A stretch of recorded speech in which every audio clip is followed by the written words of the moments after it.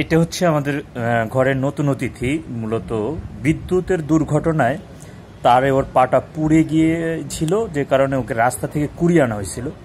তো কুড়িয়ে আনার পরে প্রথম দিক থেকে তো বোঝা যায়নি যে ও প্রেগনেন্ট ছিল। বর্তমানে মানে এই 15-20 দিন আগে থেকে যখন আর পেটটা বড় হয়ে যাচ্ছিল তখন বুঝতে পারছিলাম যে ও প্রেগনেন্ট। তো বর্তমানে কতদিন কি ওর মানে প্রেগনেন্সি বা ও প্রেগনেন্ট এটা এখন পর্যন্ত জানা যায়নি। তবে দেখুন আল্লাহ কিভাবে মিলাই দিছে, যে এর আগে আমাদের অনেক একটা ইচ্ছা ছিল যে একটা মেয়ে বিড়াল আর একটা ছেলে বিড়াল, একটা মেল একটা ফিমেল থাকবে, কিন্তু ভাগ্যিস দুটো বিড়ালই মেল হয়ে যায় আর কি, আমরা চিনতে পারিনি। তা ছোট ছোট বিড়ালের বাচ্চা ঘরের ভিতর দিয়ে ঘুরঘুর করবে, এটা খুব একটা ইচ্ছা ছিল, একটা শখ ছিল।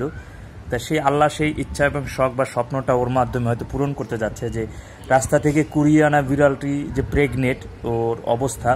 কিন্তু এমন একটা দুর্ভাগ্য, ওকে এমন সময় পাওয়া গেছে যে আমাদের যে টুনি বিড়ালটা আছে, লাল বিড়ালটা, ওর যখন হিটে আসছিল, আসলে ওর জন্য একটা ফিমেল বিড়াল খুব প্রয়োজন ছিল। তো সেটা যখন আমরা পাইতেছিলাম না তখনই কিন্তু আমরা ওরা করছি, এই কি যেন করছি, নিউটার করাই নিয়ে আসি। ওমা আসতে ওকে আমরা নিউটার করাই, আর নিউটার করার ঠিক 3 থেকে 4 দিন পরে মনে হয় ওকে কুড়েই পাই।